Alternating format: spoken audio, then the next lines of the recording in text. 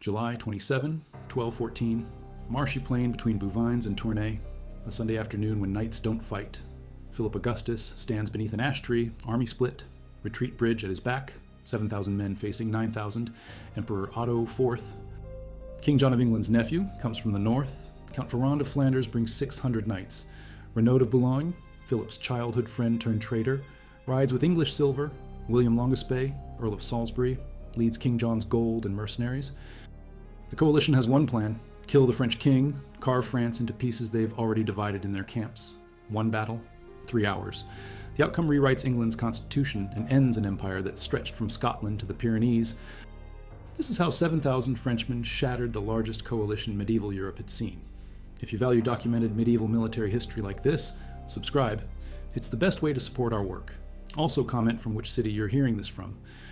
This script is researched and factual, using sources from William the Breton's Philippide and Gesta Philippi Augusti, Tauer's contemporary eyewitness accounts written by Philip's chaplain who stood on the battlefield at Bouvines, and the Relatio Marciensis de Pugna Bouvinis from Marcian Monastery, published in 1214, verified against Jim Bradbury's Philip Augustus, King of France 1180 to 1223 from 1998, and Georges Duby's The Legend of Bouvines, translated by Catherine Tihany for University of California Press in 1990. Now back to the information. Philip Augustus wasn't supposed to win. 10 years of war against the Plantagenets. 1214 opens with King John of England assembling a coalition that includes the Holy Roman Emperor, the Count of Flanders, the Count of Boulogne, Duke Henry I of Brabant, Count William I of Holland, Duke Theobald I of Lorraine, Duke Henry III of Limburg. The plan is surgical. John lands at La Rochelle in February 1214. He takes Nantes. He takes Angers without a fight on June 17th. 26 castles open their gates. The strategy: 2 prongs closing on Paris. John pushes north from Poitou. Otto pushes south from Flanders. Trap Philip between hammer and anvil. Crush the French monarchy. Restore the Angevin Empire that once ruled half of France. Philip splits his forces. Risky. His son Louis, future Louis VIII, takes 800 knights south to face John. Philip himself marches north with 7,000 men. July 2nd, 1214, La Roche-aux-Moines, south of Angers. Louis approaches with his relief force. John's Poitevin barons see the French army. They refuse to fight their own countrymen. John abandons his siege engines, his baggage train, everything, retreats to La Rochelle, writes to his English barons on July 9th, begging for reinforcements.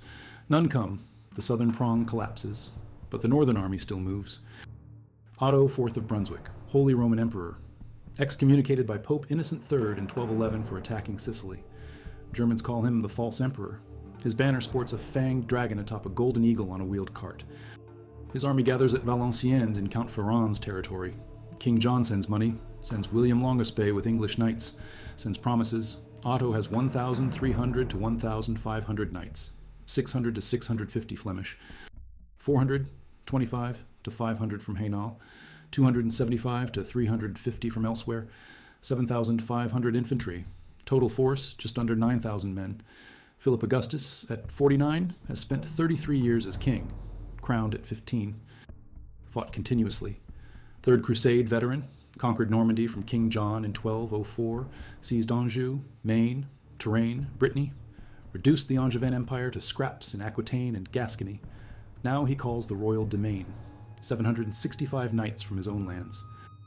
Another 435 to 595 knights from vassals. Total 1,200 to 1,360 knights, 300 mounted sergeants. Urban militias answer the call. Arras sends 1,000 men, Beauvais 500, Compiègne 200, Corbie 200, Amiens 250. Paris sends 2,000, 1,750. Fight. 17 of 39 royal domain municipalities respond. 3,160 militia infantry confirmed. Another 2,000 estimated up. Likely mercenaries, total approximately 6,000 to 7,000 men. William the Breton, Philip's chaplain, writes that the armies stand in a space of 40,000 steps, 15 hectares, 37 acres, no room, hand-to-hand guaranteed. Late July, 1214. Philip maneuvers between Valenciennes, Lille, Tournai, Péronne. The coalition shadows him. Philip realizes the terrain advantage lies west, open plains for his legendary cavalry. He marches toward Bouvines, July 27, Sunday, sacred day. No fighting on the Sabbath unless you're a heretic or rebel. Philip Augustus devastated Tournai the day before, punishing Count Ferrand for rebellion. Midday, the king removes his armor. His army crosses the bridge at Bouvines, narrow passage over marshes between Sangen and Sissoing. The only retreat route. Philip leaves 150 sergeants at arms to guard the bridge. The vanguard crosses. Philip rests in the shade of an ash tree. Bread and wine. Brother Guerin, Hospitaller knight and Philip's advisor, rides hard, finds the king unarmed. What are you doing? I have eaten. That is good. Now arm yourself, because those on the opposite side do not want to postpone the battle till tomorrow. They want it now. Philip hesitates. Sunday. The day belongs to God, but Guerin insists. The barons favor riding on. Guerin argues alone. Fight or retreat in shame and loss? Otto's scouts report the French king crossed the bridge. The coalition believes Philip vulnerable, divided, caught in column march. They attack the rearguard. The French who crossed keep moving. Some say the enemy goes toward Tournai. Guerin knows different. Philip enters the church of St. Peter at Bouvines, prays, Lord, I am but a man, but I am king. He arms, climbs his horse, orders the banners to stop, summons his knights. Now. The Lord himself is giving me what I wanted, beyond our merits and our hopes. Divine favor is granting us more than all our wishes. Those we were previously trying to reach through long detours, the Lord's mercy has brought to us, so that he himself could, through us, destroy his enemies. The royal oriflamme, sacred silk standard from St. Denis Cathedral, stands in the center, red and gold, taken only against heretics or rebels.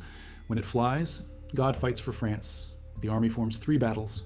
Right wing, Eudes III, Duke of Burgundy. Gaucher of Châtillon, Count of Saint-Pol, Count Guillaume I de Sancerre, Count de Beaumont, Mathieu of Montmorency, Adam II, Viscount of Melun, Knights of Champagne and Burgundy, men-at-arms and militia from Burgundy, Champagne, Picardy. 150 mounted sergeants from Soissons in front. Center, Philip Augustus with 175 knights, Guillaume de Bar, Bartholomé de Roy, Girard Scoff, called Girard the Sow, Guillaume de Garland, Enguerrand, 3rd de Coucy, Gautier of Nemours. In front of the king, 2,150 urban militia infantry from Ile-de-France and Normandy stand under the oriflamme. Left wing, Robert of Dreux, supported by Count William of Ponthieu. Bretons and militia from Dreux, Perche, Ponthieu, Vimeux. The Fleur de Lys Royal standard carried by Gallon of Montigny. Otto's coalition mirrors the formation. Left flank, Count Ferrand of Flanders, with his Flemish knights directed by Arnaud of Oudenarde, infantry from Flanders and Hainaut.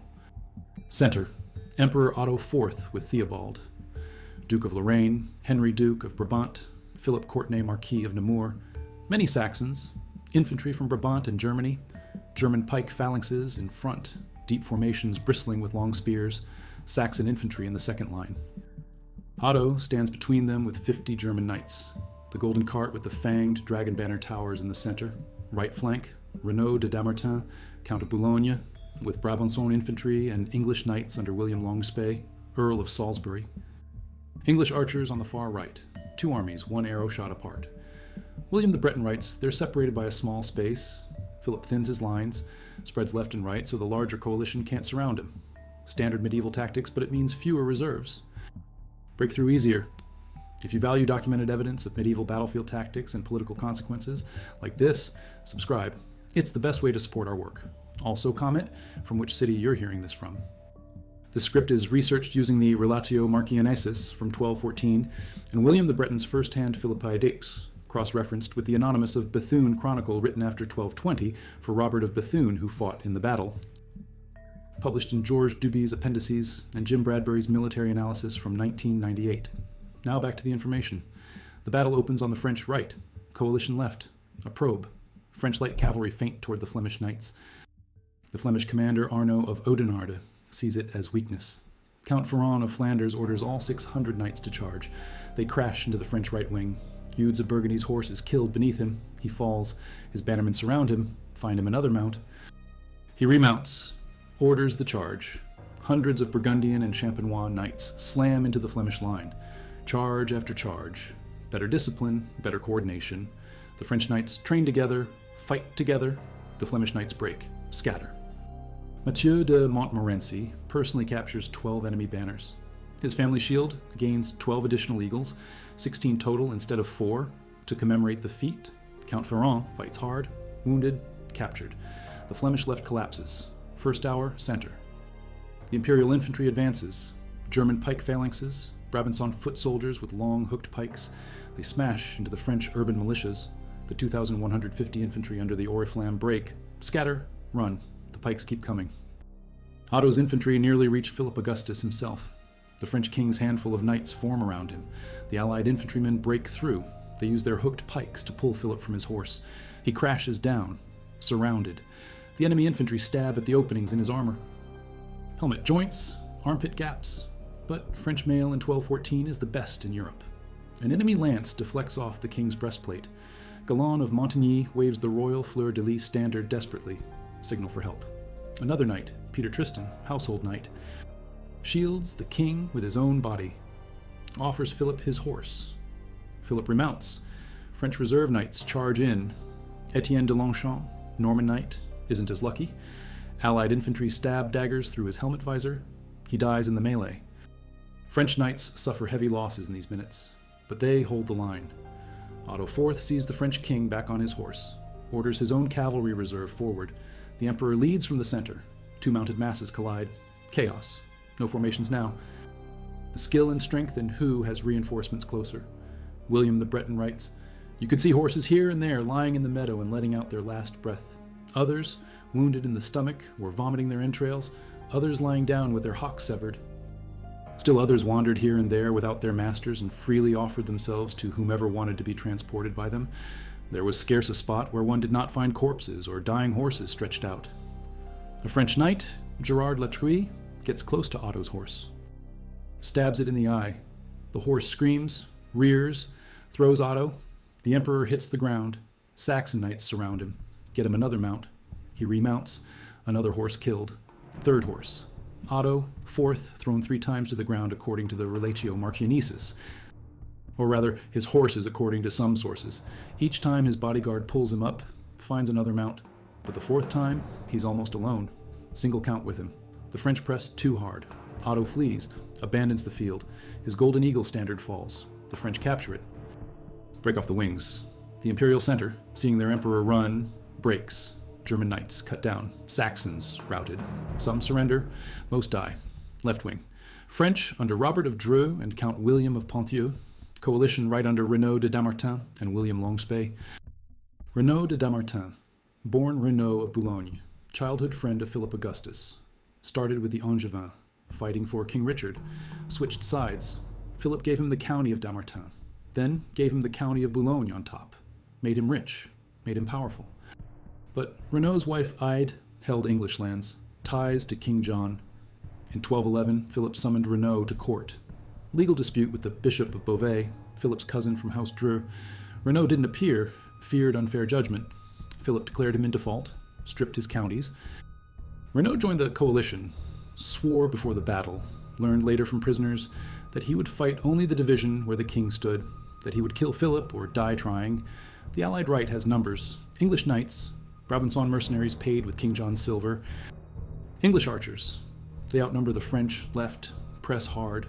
Robert of Dreux realizes he needs to hold while helping the center, angles his advance. Bretons fight with fury. The English and Brabançon mercenaries see the Imperial center collapse. Some break and run. William Longspay, Earl of Salisbury, half-brother of King John, fights on. He's unhorsed. Captured by Philip of Dreux, the fighting bishop of Beauvais. This bishop was captured by King John himself in 1197 during a sortie from his city. John brought him bound before Richard the Lionheart. Richard, who hated the bishop, called him a robber, a tyrant, and an arsonist who devastated the whole of my land. The bishop argued it was forbidden for clerics to shed blood, but Richard said it was not as a bishop that he was taken captive, but as a knight of great reputation, fully armed and with his helmet laced. Now at Bouvines, the Bishop of Beauvais faces the English again, wields his mace. Since maces don't technically shed blood, he captures William Longspay personally. The English knights flee. The coalition right crumbles. Only Renaud remains. Count of Boulogne, with 700 Brabançon pikemen, elite infantry, the best. Renaud orders them into formation.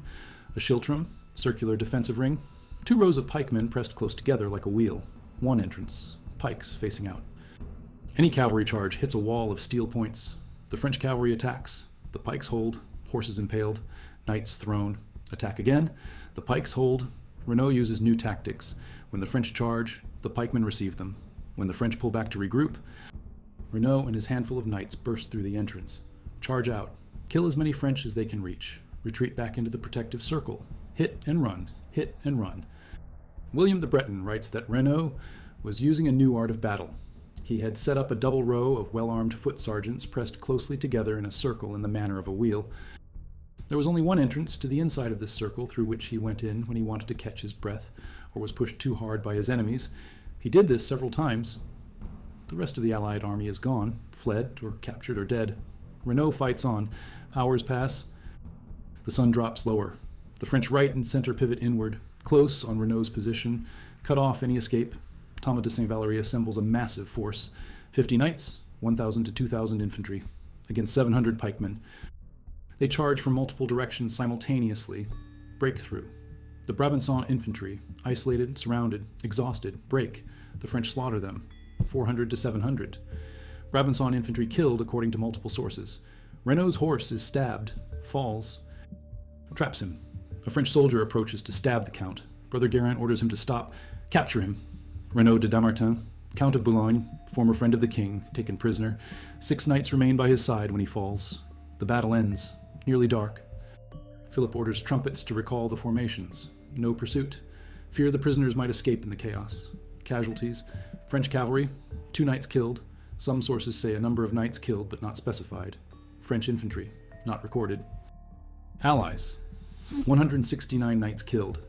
Heavy but unquantified infantry losses. Between 400 and 700 Brabant infantry killed. Captured, Count Ferrand of Flanders, Count Renaud de Damartin of Boulogne, William Longuespay, Earl of Salisbury, Count of Tecklenburg, Willem of Holland, 25 other barons, 139 knights, over 100 knights in total according to sources. Emperor Otto, 4th, escapes. Hendrik of Brabant escapes. Hugo of Boves escapes, but Otto has lost all credibility. The dragon banner captured. The golden eagle's wings broken. The false emperor runs. 3 hours. Sunday afternoon on July 27, 1214. 7,000 French against 9,000 coalition. The French dominate every sector. Superior training. Superior discipline. Better coordination between cavalry and infantry. The urban militias broke in the center, but the reserve knights held. The Flemish broke on the right. The English and Brabançons broke on the left. Only Renaud's 700 pikemen stood their ground, and they stood for hours after everyone else fled. But 700 cannot defeat 7,000, no matter how good the tactics. Philip Augustus returns to Paris in triumph. The captured nobles march behind him in chains. Long procession. Parisians line the streets, cheer the victorious king. The chronicler Guillaume le Breton, who watched it happen, writes extensively. Ferrand of Flanders imprisoned. Won't be freed until 1227, 13 years later. William Longuespay eventually exchanged for a high-ranking French captive. Renaud de Damartin gets special treatment. Philip locks him in a small cell, chains him to a log. Little room to move. The king personally confronts him. William the Breton records the words. As he was his liege man, he had dubbed him into knighthood. As he was poor, he had made him rich. For all these privileges, he had returned ill for good. Renaud and his father Aubrey had turned to Henry, II of England. When Renaud wanted to come back, Philip forgave him, gave him the county of Damartin, which had reverted to the crown, gave him the county of Boulogne on top of that. After all these privileges, Renaud deserted him again. Renaud de Damartin stays in that cell, chained. Small space. 13 years. 1227. He commits suicide. Otto IV retreats to his castle at Harzburg. The defeat destroys him. Pope Innocent III deposes him. Frederick II Hohenstaufen, already recognized as emperor in the south since 1212, now takes the imperial throne in the north. Otto dies in 1218, 4 years after Bouvines, broken and discredited. The Holy Roman Empire shifts power. The Hohenstaufen dynasty rises. The Guelph faction falls. King John of England hears the news in Poitou. His two-pronged strategy collapsed. Louis defeated him at La Roche-aux-Moines on July 2nd. Philip crushed Otto at Bouvines on July 27. The Angevin Empire is finished. Philip keeps Normandy, Anjou, Maine, Touraine, Brittany. John holds only Aquitaine and Gascony in the southwest. 10 years of planning. Massive investment of English silver funding the coalition. All wasted. 3 hours on a Sunday in Flanders. John returns to England. Weakened, discredited. His barons already angry about his endless taxes to fund the war, 15,000 marks paid to Otto and the coalition, ship after ship of English silver sent to Flanders, castles lost, lands lost, honor lost. The English barons see their chance. They've been pushed to the brink. John's demands for money, for military service, for feudal obligations, have exceeded custom, exceeded law, exceeded tolerance. January 12, 15. The barons formally present their grievances to John, demands rooted in Henry I's Charter of Liberties from 1100. Negotiations stall, neither side trusts the other. May 1215. Rebel barons capture London. John can't afford civil war, not after Bouvines, not after La Roche-Aumoine, not with Philip Augustus victorious and powerful across the Channel. June 15, 1215. Runnymede. Meadow near Windsor Castle. Neutral ground. King John meets the barons. They force him to agree to terms. Magna Carta. 63 clauses. The king is not above the law. No taxation without consent. No imprisonment without trial. Free men have rights. The church has liberties. Towns have privileges. Justice cannot be sold, denied, or delayed. Magna Carta becomes the foundation of English common law, the basis for constitutional government, the seed of parliamentary democracy. And it happens because John lost at Bouvines. Sir James Holt, historian, writes, "The road from Bouvines to Runnymede was direct, short, and unavoidable. 10 months separate the battle from the charter. Cause and effect. Philip's victory creates John's weakness. John's weakness creates the barons' opportunity. The barons' opportunity creates Magna Carta. France becomes the dominant power in Europe. Philip Augustus, given the epithet by chronicler Rigord for extending the crown land so remarkably, has achieved what his predecessors couldn't. Louis VI and Louis VII struggled against powerful vassals. The Plantagenets controlled more of France than the French king did. Henry II held Normandy, Brittany, Anjou, Maine, Touraine, Aquitaine, Gascony, an empire from the English Channel to the Pyrenees. Richer than the French crown, more powerful, more prestigious. Philip spent 33 years dismantling it. 1204 takes Normandy, 1206 takes Anjou, 1214 Bouvines confirms it permanently. The balance of power shifts. The Pope in the 13th century increasingly seeks French support over Imperial or English. French knights become the military standard of Europe. French culture dominates, French architecture spreads. The Capetian dynasty, weak and contested for generations, now stands unchallenged. Philip's reign from 1180 to 1223 lays the foundations for the absolutism that will define the Ancien Regime 5 centuries later. Ferdinand Lot, French historian, calls Bouvines a medieval Austerlitz. Jean Favier says, one of the most decisive and symbolic battles in the history of France.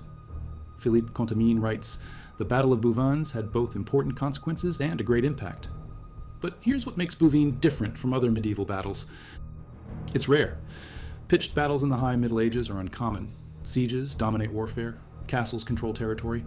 Taking a castle means supply, logistics, time, patience.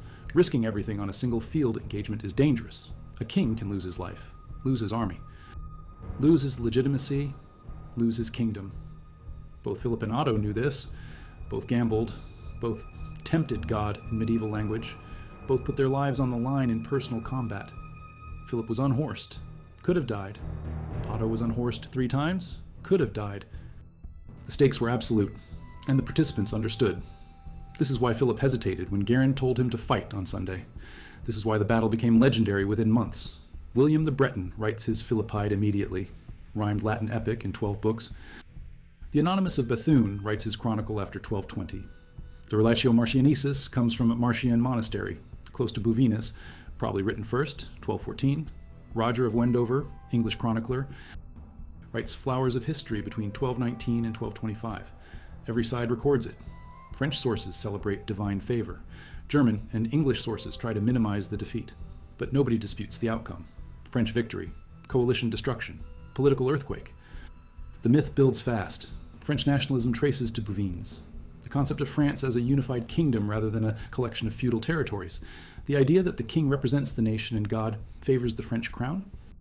The Battle of Bouvines becomes the first moment where you can speak of France as a collective identity fighting foreign invaders.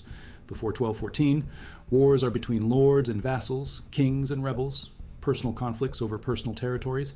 After Bouvines, chroniclers describe it as France versus the Empire, France versus England, France versus traitors. The towns that sent militias, Arras and Beauvais and Paris and Amiens, fought for the king, but also for themselves, for their privileges, for their identity as French. This is new. This is the seed of national consciousness. Georges Duby's entire book, The Legend of Bouvines, from 1990, examines how the battle was used and abused in French history, how it became a founding myth, how 19th century French historians exaggerated it, how it remained central to French identity through the Revolution, through Napoleon, through the World Wars. Philip Augustus builds the Abbey of Notre-Dame de la Victoire between Senlis and the Bishop Mount to commemorate the victory. In 1914, 700th anniversary, the church in Bouvines is rebuilt with stained glass windows showing battle scenes. In 2014, 800th anniversary, major events and ceremonies at Bouvines. The battle never fades, but the military lessons are concrete. The French urban militias broke when hit by professional pike infantry. 2,150 urban militia scattered. This showed their limits. They could garrison towns, man walls, hold defensive positions, but in open field combat against elite troops they failed. The French knights, however, were exceptional. 1,200 to 1,360 knights, of whom 765 came from the royal domain, trained together, fought together, responded to commands, executed coordinated charges, regrouped and charged again. Superior discipline won the flanks. When Eudes of Burgundy fell from his dead horse, his men didn't scatter. They protected him, got him remounted, kept formation, pressed the attack. This level of cohesion and training was rare in medieval warfare, where individual prowess often dominated over unit tactics. The reserve positioning mattered. Philip kept himself with 175 knights and the cavalry reserve behind the infantry center. When the urban militias broke and allied infantry nearly killed him, those reserve knights were close enough to counterattack immediately. If Philip had committed his reserve to the initial line, he would have died. The tactical flexibility of having a reserve saved the battle. Medieval commanders often committed all forces to the line. Philip's decision to hold back his best knights was modern thinking. The bridge at Bouvines was critical. 150 sergeants at arms guarded it, the only retreat road across the marshes. If the coalition had taken the bridge, the French army would have been trapped, destroyed. Philip understood this. The terrain between Bouvines and Tournai was marshy, limited maneuver space, but also limited the coalition's ability to use their numerical advantage to flank. The French spread their lines thin, but the terrain protected their flanks naturally. Philip deliberately chose this ground. William the Breton and the Anonymous of Bethune both record that Philip maneuvered to obtain good ground for his cavalry before offering battle. He picked the place. He controlled the terms. Otto walked into the trap. The timing was Sunday. Coalition commanders debated attacking on the Sabbath. Some argued it was unholy. Others argued surprise was worth it. The Archbishop of Cologne wasn't there to forbid it. They attacked. This decision backfired psychologically. French morale surged. They were defending God's holy day against heretics and rebels and an excommunicated emperor. The Oriflamme, taken only against heretics and rebels, flew in the center. Pope Innocent III supported Philip, opposed Otto. The religious and moral high ground belonged to France. This mattered. Medieval soldiers believed God decided battles. Fighting for the righteous side, on God's day, against an excommunicated enemy, gave the French confidence and fervor that translated to combat effectiveness. Renaud de Damartin's last stand proved that good infantry tactics could defy cavalry for hours. 700 Brabançon pikemen in Chiltron formation, with Renaud's hit and run sorties, held off the entire French army after everyone else fled, for hours. Until Thomas de Saint-Valery assembled overwhelming force and coordinated multi-directional assault. Even then, the Brabançons only broke after exhaustion and being surrounded by thousands. If Renaud had more men, if Otto hadn't fled, if the Flemish hadn't collapsed, those pike tactics might have won the battle. This tactical innovation, circular defensive formation with pikes, appears in Scottish Chiltrons at Bannockburn in 1314, 100 years later. Effective pike infantry was rediscovered at Courtrai in 1302, the Battle of the Golden Spurs, where Flemish militia defeated French knights. Renaud at Bouvines demonstrated the concept in 1214, but his force was too small and isolated. The coalition's strategic failure was coordination. King John moved too early. Otto moved too slowly. 3 months separated John's landing in February from Otto's assembly in Valenciennes in late July. John was already retreating by July 2nd, when Otto was just entering Flanders. If they had synchronized, if John held in Poitou while Otto marched south, if they pressured Philip from both directions simultaneously, the French would have been trapped. Philip couldn't split his army safely against two equal threats. But because John collapsed first, Philip reunited his forces, concentrated against Otto. achieved local superiority despite being outnumbered overall. Medieval communication made coordination hard, but this failure was extreme. John waited at La Rochelle for weeks after La Roche-Aux-Moines. Otto could have marched faster. The coalition had the resources, the numbers, the money. They lost because they couldn't work together. Bouvines also demonstrated the value of the royal domain. 765 of Philip's 1,200 to 1,360 knights came from royal lands, troops he could summon immediately.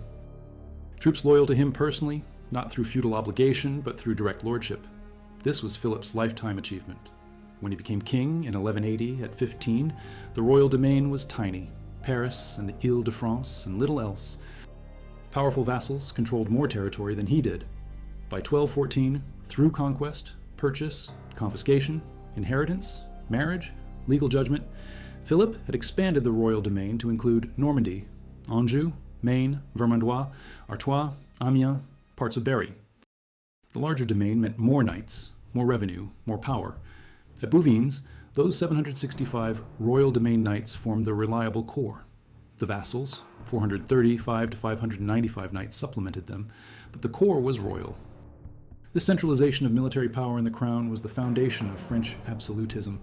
Two numbers stand out: 169 Allied knights killed versus 2 French knights killed. Medieval armor in 1214 was extraordinarily effective. Mail hauberks, helmets, gauntlets, leg armor. A fully armored knight was difficult to kill. Most died from falls, from being trampled, from daggers through helmet visors or armpit gaps after being dismounted and overwhelmed. The low knight casualties, despite hours of intense combat, proved armor's value. But infantry casualties were heavy and unrecorded. The 400 to 700 Brabant infantry killed were massacred after the Schiltrom broke. Infantry without the protection of full plate died easily. The class divide in medieval warfare showed in the casualty reports. Knights were valuable, captured for ransom, treated well as prisoners. Infantry were expendable, slaughtered when defeated, rarely recorded. The prisoners' treatment varied. William Longespay, Earl of Salisbury, was exchanged relatively quickly. He was English nobility, valuable for diplomacy. Ferrand of Flanders imprisoned 13 years, but eventually freed. He was a count, rank mattered. Renaud de Damartin imprisoned 13 years. Chained to a log, drove himself to suicide. He was a traitor, former friend, former vassal who switched sides twice. Philip made an example. The personal betrayal hurt more than military opposition. The king's speech to Renaud, recorded by William the Breton, emphasized this. I dubbed you into knighthood, I made you rich. You returned ill for good. The emotional weight of betrayal by a childhood friend shaped Renaud's punishment. 7,000 French troops destroyed 9,000 coalition troops in 3 hours on a Sunday afternoon. The king nearly died. The emperor fled. 3 counts captured. The Angevin Empire ended. Magna Carta signed 10 months later. The Holy Roman Emperor deposed. French supremacy established for the next century, all because of ground chosen carefully, reserves held back, cavalry trained to charge in coordination, and urban militias willing to die beneath the oriflamme while the knights rallied. In 1223, Philip Augustus dies, having reigned 43 years. His son Louis VIII inherits a kingdom transformed, secure, powerful, wealthy, respected. The French monarchy will dominate Europe for centuries. Louis IX, St. Louis, Frontenac will build on Philip's foundation. The Capetian dynasty will rule until the Revolution, and historians will trace it to specific moments. 1204, conquest of Normandy. 1214, Bouvines. These are the hinge points. The battlefield at Bouvines sits in northern France, close to the Belgian border, between Lille and Tournai. Marshy plain, the bridge still crosses water, the church rebuilt in 1914 with stained glass showing the battle stands. 800th anniversary in 2014 brought scholars, reenactors, ceremonies. The ground remembers. 15 hectares where 40,000 steps of soldiers stood compressed, where horses vomited entrails, where Renaud's 700 pikemen held for hours, where Philip Augustus nearly died and didn't, where the fate of England and France pivoted in 3 hours of Sunday afternoon violence. Recent scholarship from Lawrence W. Marvin in the Journal of Medieval Military History from 2019 examines Philip's battlefield command. His eye of command, his ability to read the battle and respond. Marvin argues Philip isn't typically regarded as a great tactician by modern historians, but Bouvines proves otherwise. The decision to choose the ground, to form reserves, to trust Brother Guerin's tactical advice, to rally after being unhorsed. These were command decisions under pressure. Otto made mistakes, attacked on unfavorable ground, lost control of his troops when he fled, failed to exploit his numerical advantage. Philip made fewer mistakes. That's how outnumbered armies win. The myth obscures, but the facts remain. 7,000 versus 9,000, 1,200 to 1,360 French knights against 1,300 to 1,500 Allied knights. 3,160 confirmed French infantry plus maybe 2,000 more against 7,500 Allied infantry. The French were outnumbered, but not overwhelmingly. Close enough that superior training and tactics and leadership and terrain could compensate. Medieval sources exaggerated. Some French sources claimed 3-to-1 odds. Not true. The Anonymous of Bethune, Roger of Wendover, William the Breton give numbers that historians now accept as roughly accurate. Modern consensus, both armies between 10,000 and 20,000 total. French closer to 7,000, Allies closer to 9,000. Not the 80,000 per side that some medieval chroniclers claimed, but still large for medieval pitched battles. Still decisive. Bouvines proves what medieval warfare could be when both sides committed, usually sieges, usually skirmishes, usually maneuver and attrition. Rarely did kings risk everything on one battle, but when they did, when terrain and politics and timing forced the issue, medieval armies could execute complex tactics, coordinate multiple divisions, adapt to changing situations, fight with discipline and courage for hours. The urban militias broke. The knights held. The reserves counterattacked. The flanks enveloped. The center rallied. The pikemen stood. The emperor fled. The prisoners marched. And Europe changed. A discovery in 2012 near Bouvines, archaeological excavation found mass burial site with remains consistent with 1214 dating, bones showing combat trauma, cavalry injuries, buried hastily after battle. The ground yields its secrets slowly but confirms the sources. William the Breton wasn't lying when he described horses with severed hocks and vomiting entrails. The Anonymous of Bethune wasn't exaggerating when he listed captured nobles. The Relatio Martiensis wasn't inventing numbers. They watched it happen. They recorded it. And 800 years later, the bones agree. Sunday, July 27, 1214, 3 hours that made England write Magna Carta, dethroned an emperor, ended an empire, and established France as the power in Europe for the next century. All starting when Philip Augustus stood under an ash tree, eating bread and wine, and Brother Geraint rode up and said, "Arm yourself, because those on the opposite side do not want to postpone the battle till tomorrow, but they want it now." The king entered a church, prayed, armed himself, and won.